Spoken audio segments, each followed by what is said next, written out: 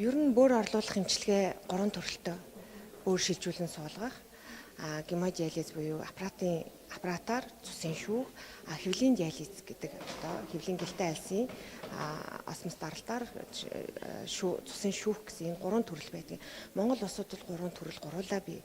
2006 оноос эхлэн бөөр шилжүүлэн суулгах хагалгааг Монгол улс одоо амжилттай хийж одоогоор маш олон иргэдийг бас бөөр шилжүүлэн суулгах хагалгаагаар бол амжилттай явж байна. Гемодиализийн хувьд болохоор бид нар тусламж үйлчилгээг маш хөргөжүүлж байгаа. Хэвлийн диализыг Монгол улс бол нэвтрүүлснээр дэлхийн жишгт бол хүрсэн Монгол улс гагцгүй бид нар цаашдаа үр дүнтэй эдийн засгийн ашигтайгаар энэ тусламж үйлчилгээг яаж хүргэх вэ?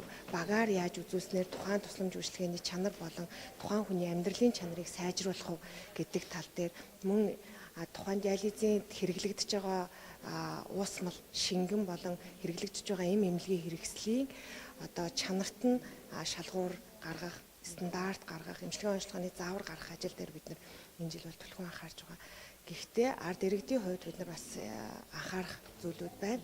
Энэ мэн өвчин гэдэг маань ерөнхийдөө хүн ард иргэдийн өөрийнх нь амьдралын хэв маягаас үүдэлтэй байдаг учраас энэ дээр эхнээс нь анхнаас нь хяналтанд байх, эмчилгээний онцлогоонд анхаарах, өөрөөсөө ойрын орчныхаа ард иргэд бүгд эрүүл мэндийн боловсрал дээр бас анхаарахад энэ бол заавал бөөр орлуулах эмчилгээнд хүрэхэд бас ёсгүй байгаамаа гэдгийг бид нар бас цаашдаа энэ чиглэс эрүүл мэндийн боловсрал олгох, яг бүрний эмчнэрийн мэдлэг чадварыг дээшлүүлэх, эмчнэрийн хүртээмжийг аймаг орон нутагт нэмэх гэдэг үйл ажиллагаанууд бид нар анхаарч байна. За өнөөдөр улсын 1-р төв эмнэлгийн болон Японы цус шивэршүүлэх технологийн нийгэмлэгтэй хамтраад Монголд одоо 2 дахь удаага өөрийн архаг дутагдaltaй өвчтнүүдийн эмчилгээний арга техник тэр дундаа эмнэлгийн одоо эмч мэргэжилтэнгүүд гемодиализ эмчилгээнд хамтран оролцдог техникч, инженерийн багуудын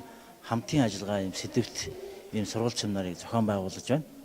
За энэ нь үнэхээр юм өндөр ач холбогдолтой юм сургалт гэж ингэж үзэж байгаа. Яагаад гэвэл Монгол Улсын засгийн газар эрүүл мэндийн яамнаас бөөрийн архаг дутагдaltaй хүмүүсийн эмчилгээний асуудлыг одоо санхүүжилтийн бол төр даадаг болсон.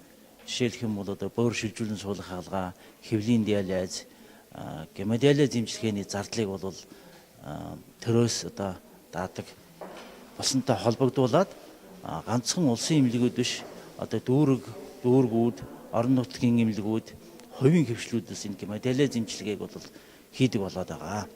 За энүүнтэй холбогдуулаад энэ гемодиализ эмчилгээ гэдэг бол багийн ажиллагаа, эмч, совилогч, техникч, инженерүүд гэсэн хүмүүс энд оролцдог учраас энэ хүмүүсийн одоо энэ гемодиализ эмчилгээнд оролцоо тэрний хэрхэн зөв одоо менежментээр явуулах уу гэдэг бол маш их нарийн тулгамдсан асуудал болсон. За энийг шийдэхэд бол энэ Японы цус шивэршүүлэх нийгэмлэгтэй хамтран зохион байгуулж байгаа энэ удаагийн сургалт бол өндөр ач холбогдолтой юм сургалт болж байна гэж үзэж байгаа. Өнөөдрийн байдлаар бөөрийн архаг дутагдaltaй хүмүүсийн эмчилгээний 3 арга байгаа. Нэгдүгээрт нь бөөр шилжүүлэн суулгах мэс засал, хэвлийн диализ, гемодиализ гэсэн ийм 3 чиглэлээр энэ бөөр орлуулах эмчилгээг Монгол улсад одоо хэрэгжилж байна. За манай улсын 1-р төв эмнэлэг бол бөөр шилжүүлэн суулгах мэс заслыг бол 161 дахь удаага манай Монгол эмчнэр өөрснөө хийсэн. За хэвлийн диализд манад 30 хүн хэвлийн диализ явж байна. Гемодиализ эмчилгээнд бол 110 гаруй хүн гемодиализ хамрагтай явж байгаа. Хоёр зүйлийг онцлон хэлмээр байна.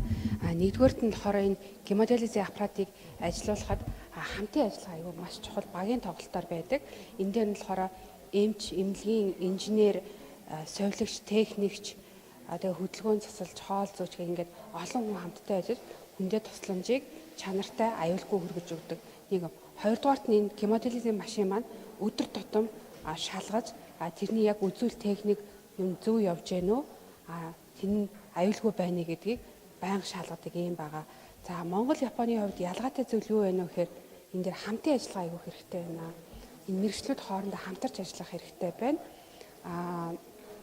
Хоёрдугаарт нь болохоор хоёр дахь чухал зүйл нь болохоор энэ мэргэжлийн өндөр түвшний энэ байгууллагууд нь удирдамж стандарт гэдэг юм бий болох хэрэгтэй. Тэгээ Япон улсанд бол стандарт маш өндөр болохоор тэр чиглэлээр хүмүүс стандартынхаа нь яг тэрийг баримталж ажилладаг. Тэгэхээр стандартыг бий болговол их чухлаа. Тэрийг дагаж мөрдөх нь маш чухал.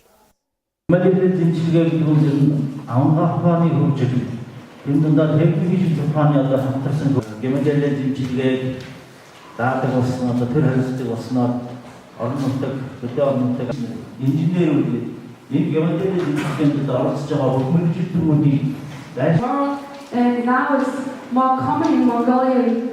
It's covering all of the area of Mongolia. өнөөдрийн сургалтын одоо маш их өндөр ажлуудыг болж ирэх байгаа Японы өндөр мэргэжлийн хөгжүүлэлтүүд өнөөдрийн хичээлийг олгож үзсэн байна. Hi, professors from Japan who is teaching all aspects of the Himalayan technology.